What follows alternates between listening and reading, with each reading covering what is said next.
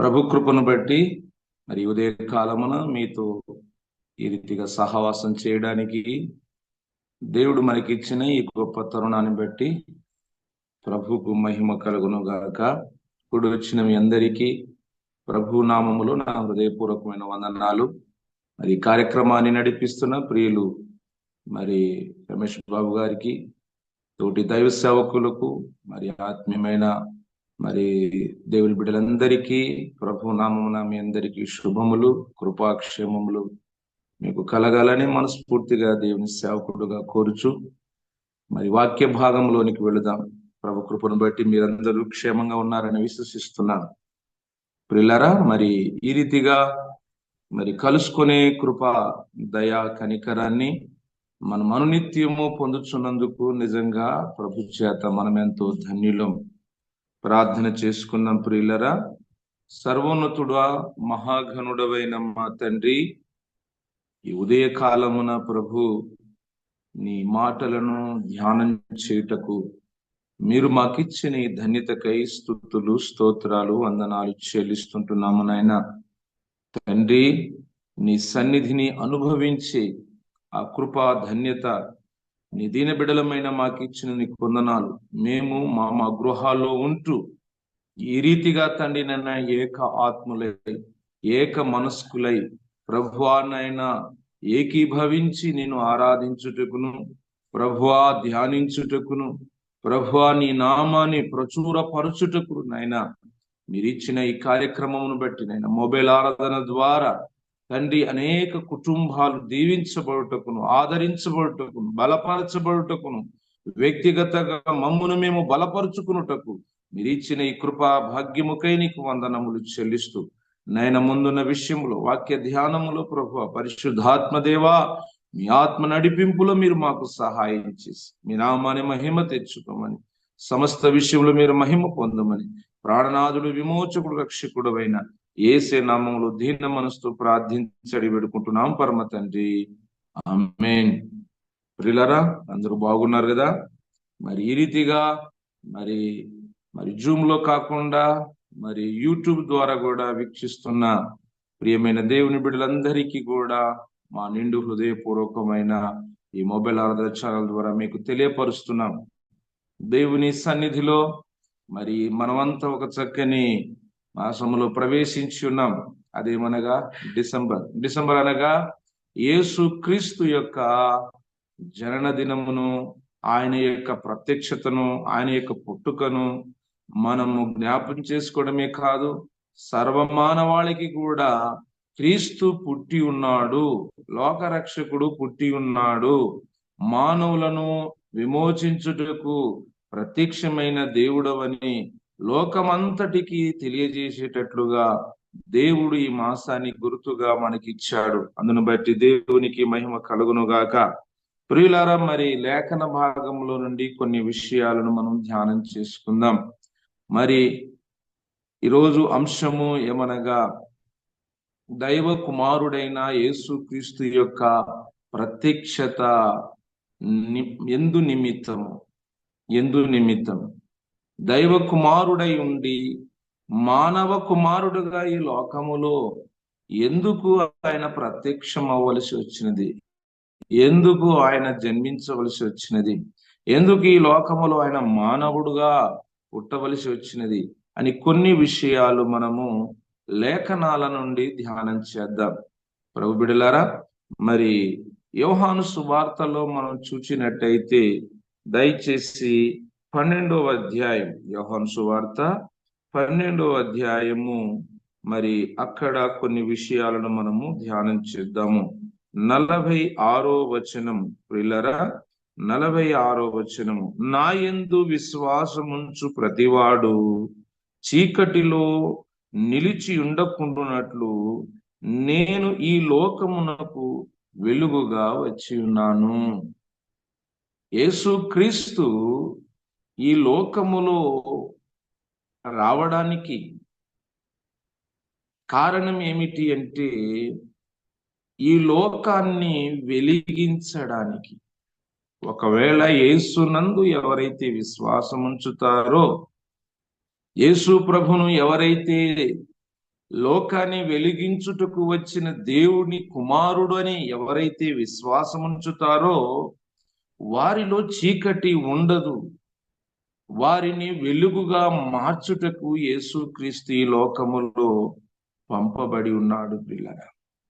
కాబట్టి ఈ వాక్యం వినుచున్న దేవుని సంఘమా, దేవుని వాక్యమును గ్రహించుచున్న మరి దేవుని బిడలారా, అందుకనే మనం లేఖనాల్లో మనం చూసినట్టయితే ప్రభునందు ప్రియమైన దేవుని బిడలారా, వెలుగు అనేది చాలా అవసరం. దాన్ని ఎవరైతే ఎరిగి ఉంటారో దేవుడు వారిని తన వెలుగులో నడిపిస్తాడు. ఈయనే మన జీవితాలను వెలిగించే దేవుడని, ఆ ప్రభు అందు నిమిత్తమే వచ్చాడని ఎవరైతే విశ్వసిస్తారో వారిని తన వెలుగులో నిలబెడతాడు. వారి ద్వారా లోకాన్ని వెలిగించేటట్లు చేస్తాడు. యేసు ప్రభు తన శిష్యులను వైపు చూచి, మీరు లోకమునకు వెలుగుగా ఉంటారు అని దేవుడు చెప్పాడు. ఒకప్పుడు తమ జీవితాలు చీకటిగా ఉన్నాయి, కానీ వారిని ప్రత్యేకపరుచుకున్నది ఎందుకంటే వారి ద్వారా లోకాన్ని వెలిగించడానికి. నెంబర్ 1. రెండోదిగా మనం చూసినట్టయితే కింది భాగంలోనే, ఎవడైనను నా మాట విని వాటిని గైకొనిన ఎడల,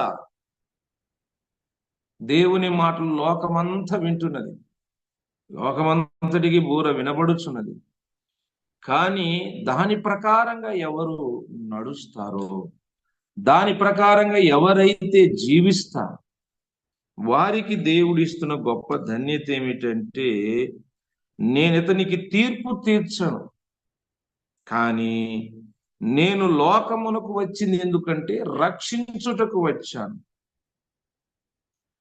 అతన్ని సేవ్ చేయడానికి వచ్చాను, అతన్ని భద్రపరచడానికి వచ్చాను. ఎవరైతే ప్రభు మాటను అనగా యేసుక్రీస్తు మాటను, ఇది మానవ సంబంధమైన మాట కాదు, ఇది దైవ సంబంధమైనది, యేసుక్రీస్తు మానవుడు కాదు, సాక్షాత్తు దేవుని కుమారుడని ఎవరైతే నమ్ముతారో మొదటిగా వారికి వెలుగు ఇస్తారు, రెండోదిగా వారిని రక్షిస్తాడు.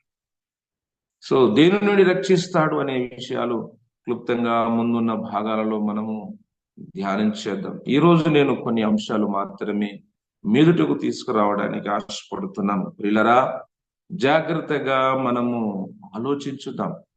రక్షణ, దేనికి రక్షణ అనేది చాలా ప్రాముఖ్యమైనది. యేసుక్రీస్తు లోకములో వచ్చినది తీర్పు తీర్చడానికి కాదు, తాను ఈ మొదటి వచ్చినది తన యొక్క చిత్తము, తండ్రి చిత్తాన్ని వెల్లడి చేయుటకు, దైవ సంకల్పాన్ని వెల్లడి చేయుటకు, నెంబర్ 1 వెలిగించడానికి, రెండవది రక్షించడానికి. మానవునికి రక్షణ చాలా అవసరం. ఆ రక్షణ యేసుక్రీస్తు ద్వారానే తప్ప ఎవరి ద్వారా లేదు అనే విషయాన్ని యేసుక్రీస్తు స్పష్టంగా తన లేఖనాల్లో తెలియపరుస్తున్నాడు. నేను తీర్పు తీర్చడానికి రాలేదు, నేను వచ్చిన ఉద్దేశం నిన్ను రక్షించడానికి.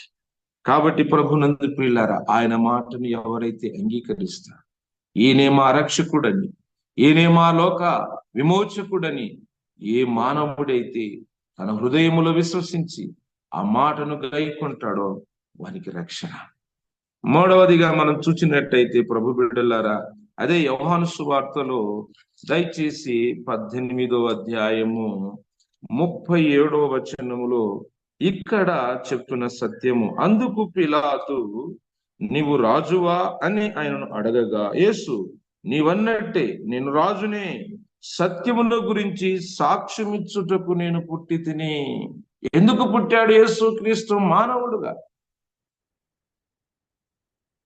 ఎందుకు ఈ లోకాన్ని యేసుక్రీస్తు వచ్చాడు? ఒక మానవుడుగా, దేవుని కుమారుడై ఉండి మానవుడిగా ఈ లోకాన్ని ఎందుకు వచ్చాడంటే పిలాతుతో మాట్లాడుతున్నాడు.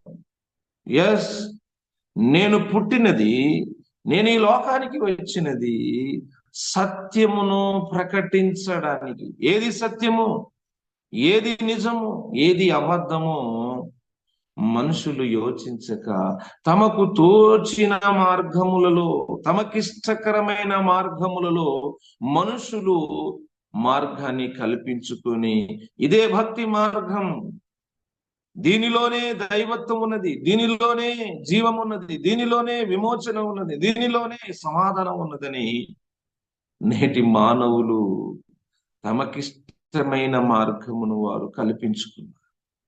అయితే అది కాదు, సత్యమైనది ప్రకటించుటకే యేసుక్రీస్తు వచ్చాడు. ఆ సత్యము మనను దాసులుగా చేయదు. ఎవరైతే సత్యమును గ్రహిస్తారో ఆ సత్యమును చెప్పుటకే. అందుకనే మనం చూచినట్టయితే ప్రభునందు ప్రియమైన దేవుని బిడ్డలారా గమనించండి, మరి అదే యోహాను సువార్తలో మనం చూచినట్టయితే ప్రభునందు ప్రియమైన దేవుని బిడ్డలారా 17వ అధ్యాయము మరి 16వ వచనములో, నేను లోక సంబంధిని కానట్టు వారును లోక సంబంధులు కారు, సత్యము వలన వారిని ప్రతిష్ఠించుము, నీ వాక్యమే సత్యము, నీ వాక్యమే సత్యము.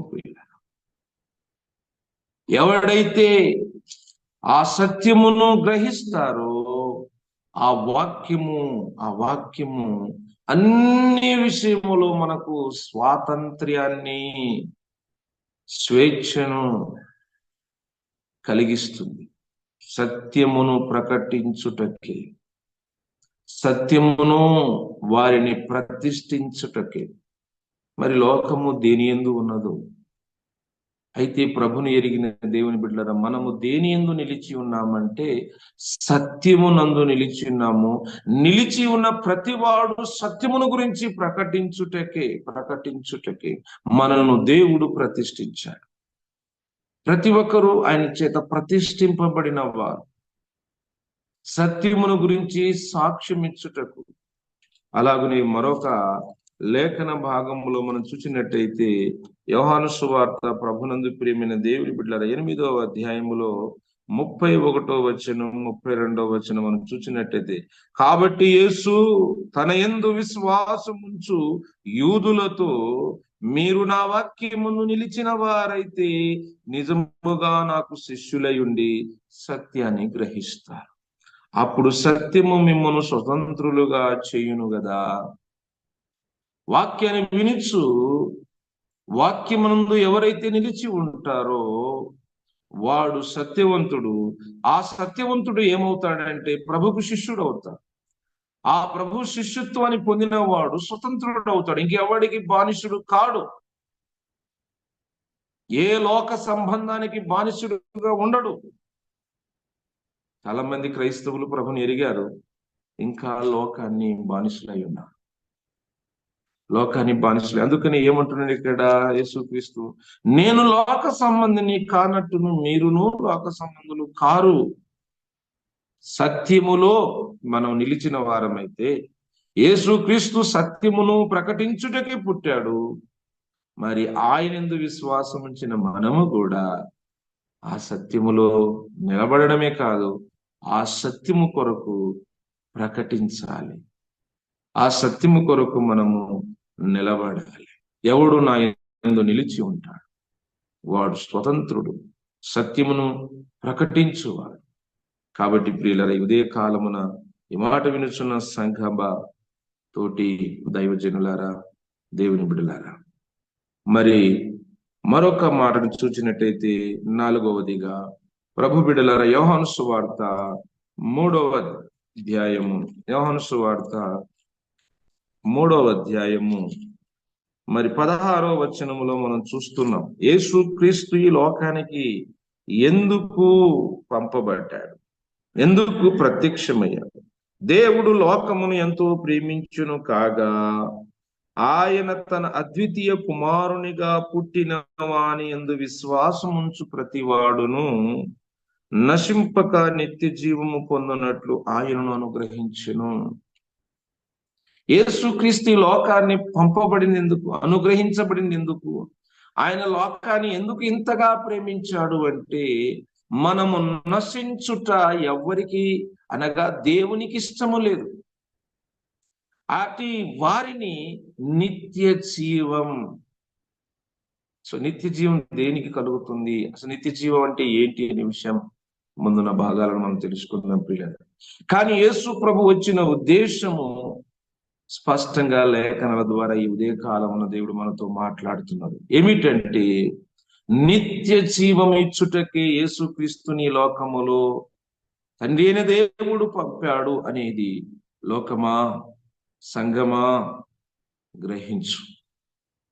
ఇది ఎవరి వలన కలుగుతుందంటే యేసుక్రీస్తు వలనే ఆ జీవాన్ని మనం పొందుకోగలము. అందుకనే ఆ జీవమును ప్రత్యక్షపరచుటకి, ఆ జీవమును లోకానికి ఇచ్చుట కొరకే యేసుక్రీస్తు ఈ లోకానికి వచ్చాడు.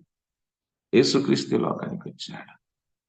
ఆయన ఈ లోకములో నిన్ను ధనవంతునిగా, ఆస్తిపరునిగా, అధికారునిగా ఇవన్నీ నిన్ను జీవాల్లోనికి ప్రవేశించదు, నిన్ను నిత్య జీవములోనికి నడిపించదు. యేసుక్రీస్తును నమ్మని వారు ధనవంతులు ఉన్నారు, యేసుక్రీస్తు నమ్మని వారు గొప్ప అధికారాన్ని అనుభవిస్తున్నారు, యేసుక్రీస్తు నమ్మని పిల్లలు, వారి కుటుంబాలు, ఉద్యోగాలు, సకల విధమైన భూ సంబంధమైన వీటిలో వారు ఆనందిస్తున్నారు. అయితే వారు కలిగి ఉన్నది వారిని రక్షించదు, దేవుని నిత్య జీవంలో వారిని అర్హునిగా చేయదు. కానీ యేసుక్రీస్తు ఆ జీవాన్ని ప్రసాదించుటకే, అందుకని ఎవరైతే ఆ కుమారుని యందు విశ్వాసం ఉంచుతాడు వారికి నిత్య జీవాన్ని దేవుడు ఇచ్చేవాడు. ప్రభు బిడ్డలారా, మనం చూచినట్టయితే దయచేసి 5వదిగా మనం చూచినట్టయితే మొదటి అధ్యాయం, యోహాను సువార్త 1వ అధ్యాయము 12వ వచనంలో మరి తన యొక్క సంకల్పమును స్పష్టంగా తెలియపరుస్తున్నాడు. తను ఎందరూ అంగీకరించిరో వారందరికీ, అనగా తన నామమందు విశ్వాసం ఉంచిన వారికి దేవుని కుమారులగుటకు. ఎంత గొప్ప ఆధిక్యత! యేసుక్రీస్తు దేవుని కుమారుడు. ఆ యేసుక్రీస్తు దేవుని కుమారుడని ఎవరైతే నమ్ముతారో, is not an ordinary person, the human man is no. యేసు ప్రభు ప్రకృతి సంబంధమైన మానవుడు కాదు, ఆయన దేవుని కుమారుడని లోకం ఎప్పుడైతే గుర్తిస్తుందో, సంఘమా గుర్తించుచున్నదో, వారికి ఆయన ఇస్తున్న ఒక రైట్స్, వాళ్ళకి ఇస్తున్న ఒక అథారిటీ ఏమిటంటే దేవుని కుమారుడుగా, దేవుని కుమార్తెగా. ఎంత గొప్ప భాగ్యం ప్రియులారా! ఓ మానవుడా, అని నిన్ను పిలవట్లేదంట, నా కుమారుడు అని పిలుస్తున్నాడు దేవుడు. ఆయనను విశ్వసించిన వారికి, ఆయనను నమ్మికించిన వారికి ఆయన ఇస్తున్న మరొక ఘనత ఏమిటంటే, నీవు ఇంకా దాసుడు కావు, నీవు ఇంకా పొరుగువాడో కాదు, నీవు నావాడు, నువ్వు నా కుమారుడు అని లేఖనాల ద్వారా దేవుడు మనకిస్తున్న సత్యాన్ని ఎరిగి ఉన్నామా? లోకమన్ను ఎరిగి ఉన్నావా? యేసుక్రీస్తు ద్వారా మనకి ఇస్తున్న ధన్యత ఏంటంటే, ఆయన కుమారులగుటకు అధికారాన్ని దేవుడు మనకు అనుగ్రహిస్తున్న అధికారం. చూసారా ఎంత గొప్ప ఆధిక్యత! ఈ ఉదయ కాలమున ఈ వాక్యం ఇచ్చిన దేవుని బిడ్డలారా, మనము ఆయన పిల్లలం, మనము ఆయన కుమారులం, మనం ఆయన కుమార్తెలం.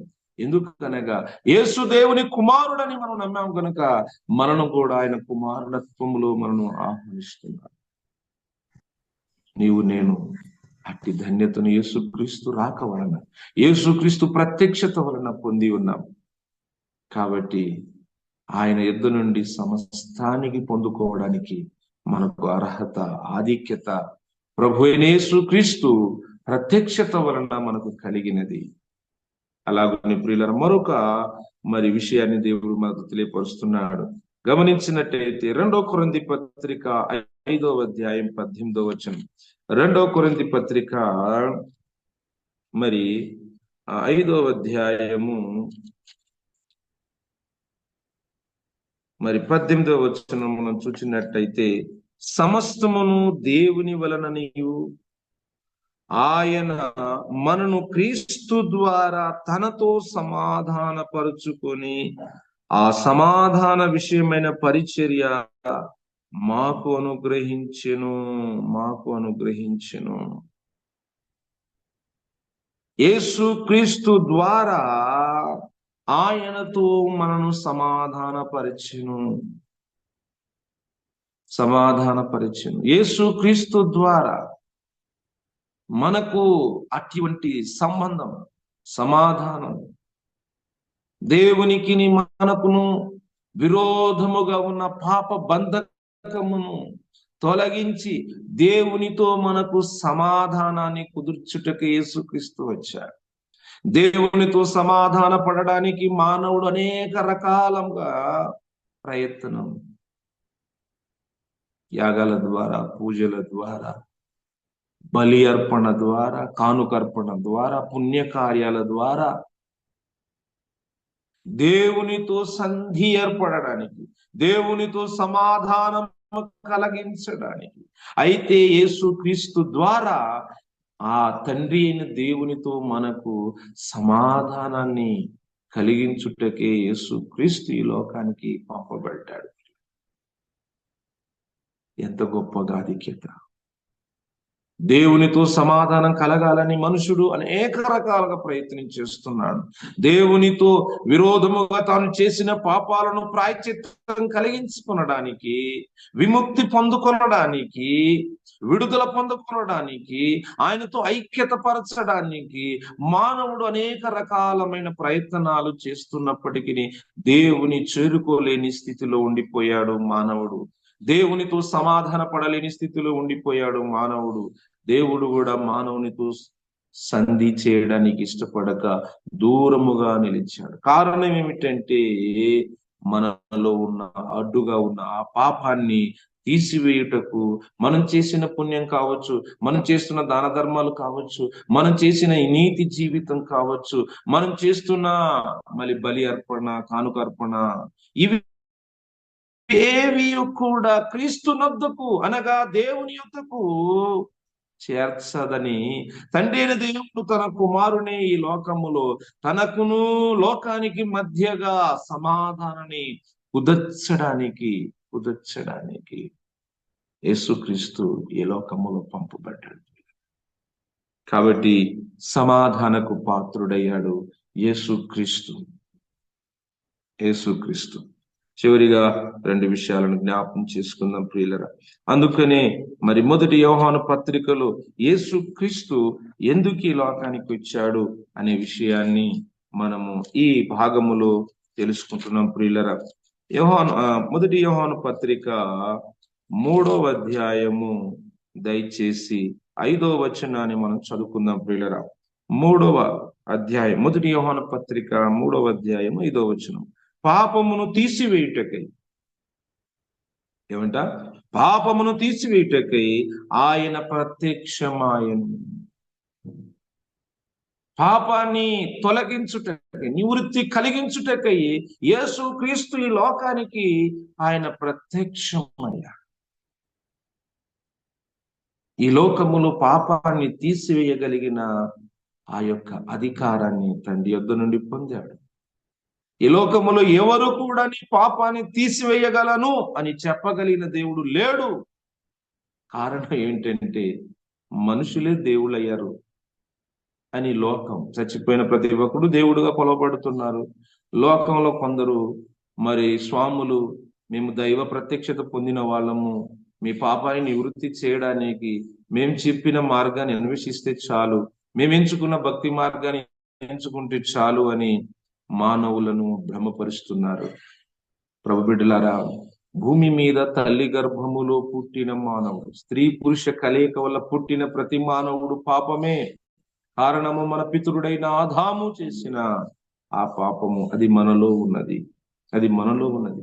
ఆ పాపాన్ని తీసివేయుట కొరకే యేసుక్రీస్తు ఏ మానవ సంబంధము లేకుండానే తల్లి గర్భములో తన అద్భుతమైన శక్తి ద్వారా గర్భాన్ని ధరించి పరిశుద్ధుడుగా పుట్టాడు. పాపులను రక్షించుట కొరకే పుట్టాడు, పాపులను విమోచించుటకే పుట్టాడు, పాపులను నిత్య జీవానిలోని తీసుకెళ్ళడానికి పుట్టాడు. పాపులను దేవునితో సమాధానపరచడానికి యేసుక్రీస్తు పుట్టాడు.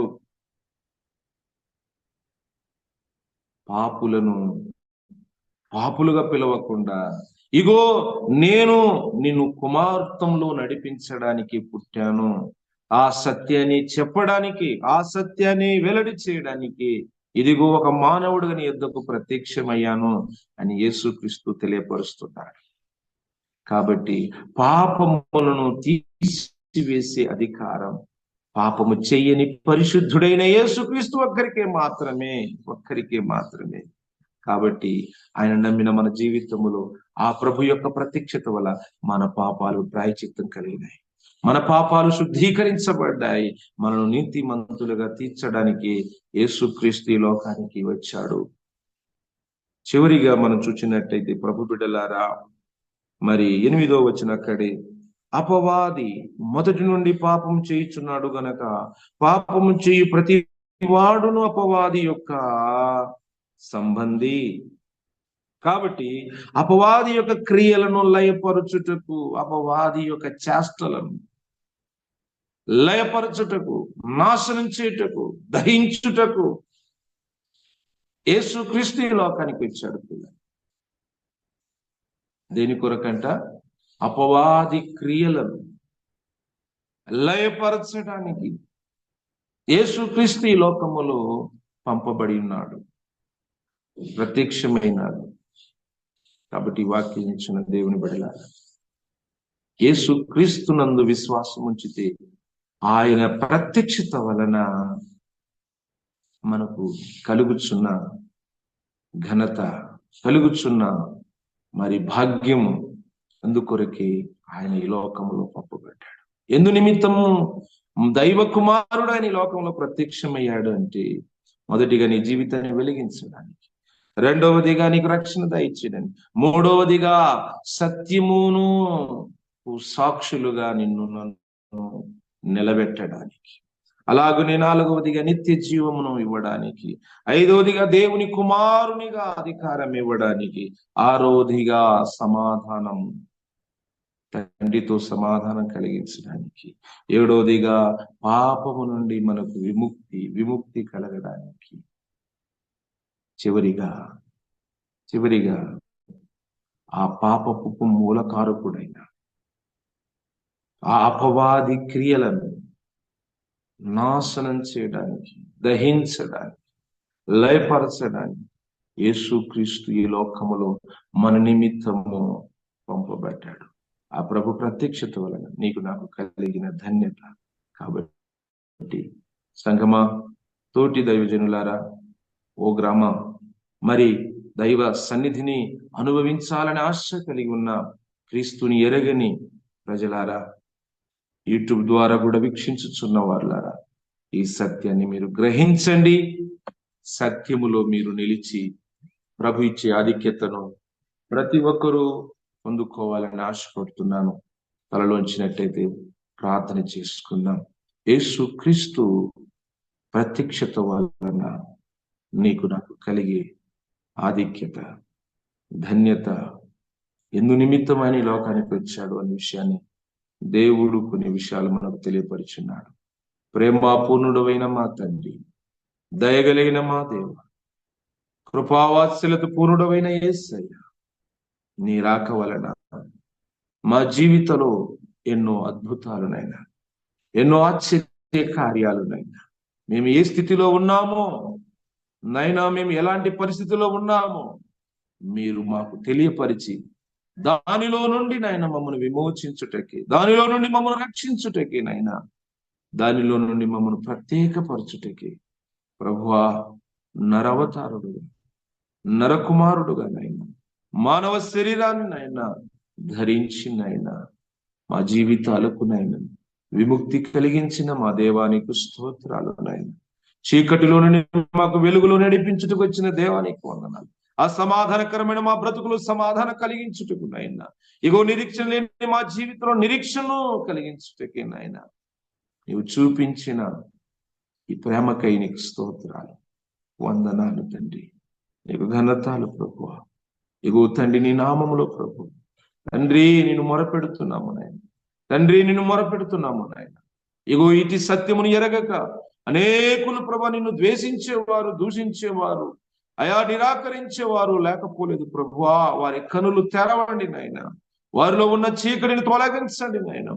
వారిలో ఉన్న జ్ఞానాన్ని మీరు తీసివేసి వారిని జ్ఞానవంతులుగా సత్యమును గ్రహించినట్లుగా వారిని మీరు తెలియపరచుకుని అయా అటు సత్యమును ప్రకటించుటకు మమ్మను కూడా బలపరచండి ఆయన. సహాయించండి తండ్రి, కృప చూపించండి. ఈ కార్యక్రమంలో పాలుభాగస్తులైన ప్రతి కుటుంబాన్ని వారి యొక్క వ్యక్తిగత జీవితంలో వారికి ఉన్న లోటును మీరు తీర్చండి నాయన. వారి జీవితంలోనైనా నీ సత్యములోనైనా నిలిచినైనా అనేకులను సత్యవంతులుగా చేసే శక్తిని, సామర్థ్యను, అటువంటి అధికారంను వారు పొంది ఉన్నామని సత్యమును వారు ఎరుగునట్లుగా మీరు కృప చూపించండి. ఇంకా ఈ పరిచర్య నాటికి వృద్ధి పొందినట్లుగా అనేకులు వారు బలపరచుకున్నట్టుగా మీరు సహాయం చేయమని ప్రార్థిస్తున్నాను తండ్రి. ప్రార్థిస్తున్నాను దేవ, కృప చూపి మీ నామాన్ని మహిమ తెచ్చుకోమని. దేవా మరి తండ్రి మీ నామాన్ని ఘనత తెచ్చుకోమని. ఈ క్రిస్మస్ నైనా మరి సీజన్లోనైనా అందరూ నాయన ఈ సత్యాన్ని ప్రకటించుచుండగా అయా స్థిరపరచు, బలపరచు, మీ నామాన్ని మహిమ తెచ్చుకోమని. నన్ను మేము తగ్గించుకుంటూ మీ నామాన్ని హెచ్చిస్తూ సర్వాధికారి సర్వోన్నతుడవైన యేసు క్రీస్తు నామములో దీన మనసుతో ప్రార్థించడి వేడుకుంటున్నాం పరమ తండ్రి. ఆమేన్. పరమ తండ్రి అయిన దేవుని మహాప్రేమ, మన రక్షకుడైన యేసు వారి కృపా కనికర వాత్సల్యత నిత్యము మనకు తోడుగా ఉండి సర్వసత్యంలో నడిపిస్తున్న పరిశుద్ధాత్ముని ఆదరణ, అన్యులత సన్నిధి, సహవాసం సకల కూడిన ఏకీవించిన బిడలకును కార్యక్రమాన్ని నడిపిస్తున్న వారికి, ఇగో యూట్యూబ్ ద్వారా వీక్షిస్తున్న ప్రతి కుటుంబానికి నీ క్షేమము, సమాధానము, సత్యము వెల్లడుగును గాక. ఆమేన్. ఆమేన్. ప్రైజ్ లార్డ్ పాస్టర్ గారు. మా ప్రైజ్ లార్డ్ సిస్టర్. ఇంతవరకు దేవుని వాక్యాన్ని బోధించినటువంటి పాస్టర్ గారికి మొబైల్ ఆరాధన కార్యక్రమం తరపున వందనాలు పాస్టర్ గారు. అలాగే ఈ కార్యక్రమంలో మొదట పాటగా ప్రేమ్ కుమార్ గారు పాట పాడి దేవుని నామాన్ని మహింపరిచారు. అదే రకంగా ఆరాధన జయరాజ్ గారు చేశారు. అదే రకంగా వాక్యం చెప్పి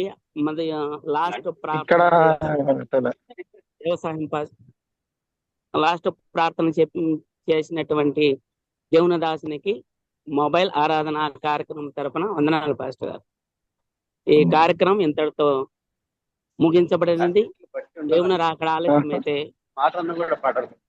రేపు దేవుని రాకడ ఆలస్యం